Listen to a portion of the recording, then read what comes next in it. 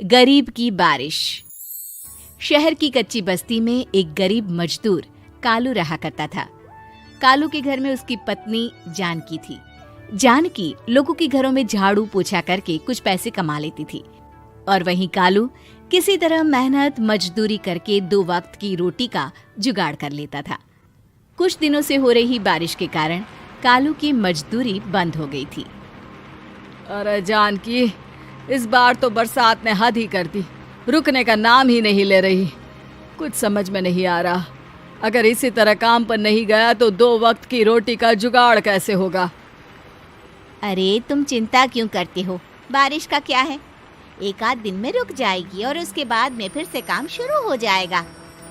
अरे 3 दिन तो हो गए, बरसात तो रुक ही नहीं रही है और आगे भी रुकने के कोई आसार नहीं दिख रहे। तो क्या हुआ, तुम्हारा काम बंद हुआ है ना? मैं तो अभी भी लोगों के घर झाड़ू पोछा करने जाती ही हूँ। मेरे पगार से कुछ दिन तो निकल ही जाएंगे। अरे घर का खर्चा तो हम किसी तरह चला लेंगे जानकी, लेकिन ये जो छत टपक रही है इसका क्या करेंगे?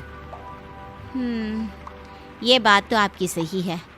हमारी झोपड़ी अब काफी पुरानी हो चुकी है और इसके छप्पर में भी कई सारे छेद हो गए हैं। रात भर पानी टपकता रहता है। अरे मैं भी इसी बात से बहुत परेशान रहता हूँ। कहीं किसी दिन ज्यादा बारिश आ गई तो हमारी झोपड़ी टूटकर बिखर ना जाए।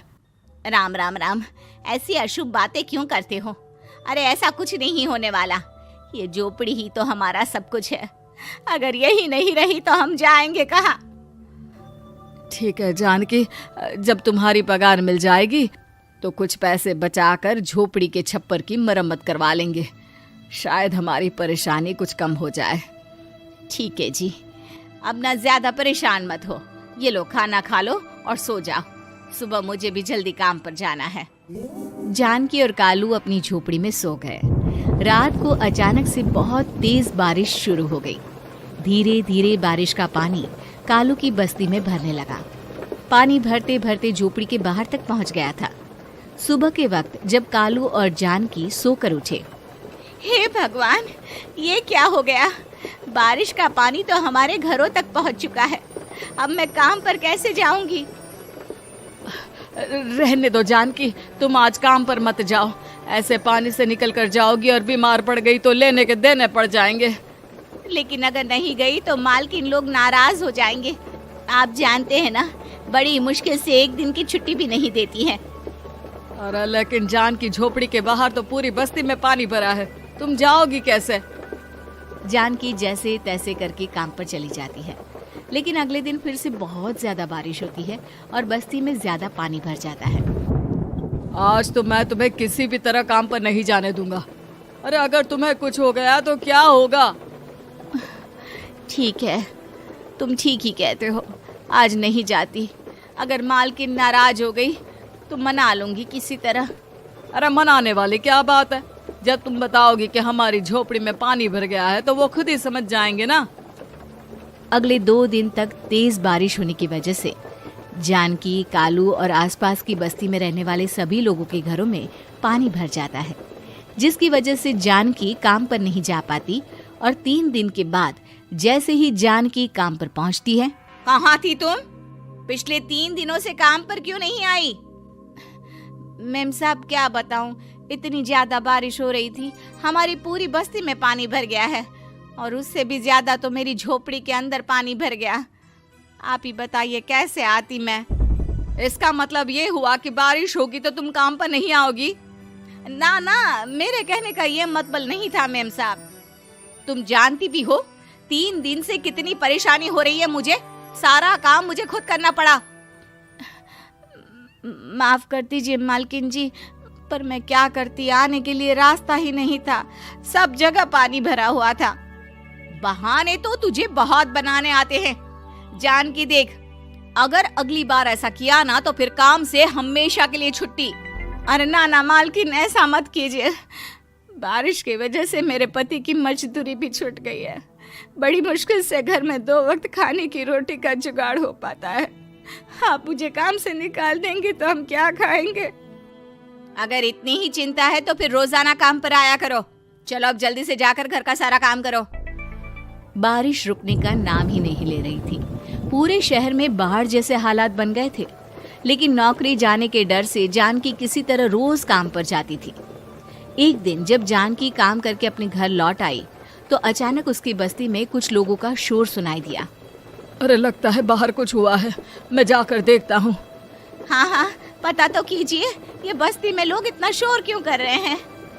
बाहर जाकर कालू ने एक आदमी से पूछा, अरे क्या हुआ भाई, इतना शोर क्यों मचा रहा है? अरे क्या बताए भैया, अपनी बस्ती के बाहर एक पुल टूट गया है और वहाँ पर एक कार फंसी है। थोड़ी देर में अगर किसी ने नहीं बचाया ना तो वो कार पानी में बह जाएगी। हाँ? ये क्या कह रहे हो भैया, कार के अंदर कोई है क्या? हाँ, कोई औरत बैठी है, अकेली है, बहुत रो रही है बेचारी, मदद के लिए बुला रही है। अरे तो हमें जाकर उनकी मदद करनी चाहिए ना। अरे लेकिन इसमें बहुत खतरा है, हमें अपने आप को बचाना चाहिए। पानी कभी भी हमारी बस्ती की तरफ आ सकता है। अरे तुम्हें नहीं चलना तो मत चलो, लेकिन मैं तो जाकर उस औरत की मदद जरूर करूंगा। कालू उस जगह पर पहुंचता है जहां वो औरत कार में फंसी हुई थी। वहां पर पानी का बहाव बहुत तेज था और सारा पानी कालू की बस्ती की तरफ ही आ रहा था। कालू ने एक बड़ी सी रस्सी को पेड़ से बांध दिया और दूसरे सिरे को कार की तरफ फेंक दिया और उस औरत को रस्सी के सहारे बाहर आने के लिए कहा। तभी वहां जानकी भी दौड़ती हुई आई।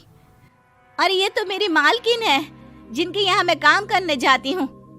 अरे मैडम जी, आप डरिएगा मत, आपको कुछ नहीं होगा। आपकी गाड़ी को भी मैंने रस्सी से बांध दिया है। थोड़ी देर में पानी का बहाव कम हो जाएगा, फिर हम आपकी कार को भी बाहर निकाल लेंगे।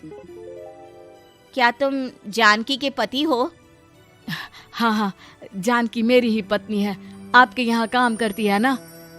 लेकिन मेम साहब, आप यहाँ पानी में कैसे फंस गई?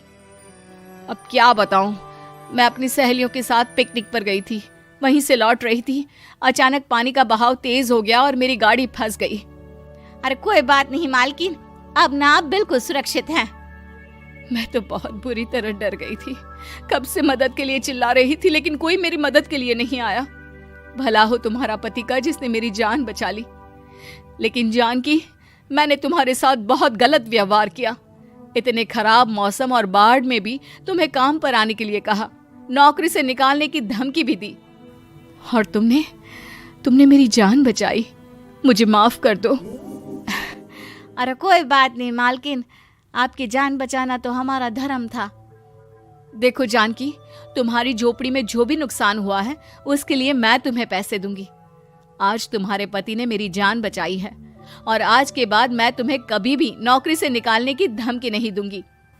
आज मैं तुम्हारी परेशानी को अच्छी तरह समझ चुकी हूँ।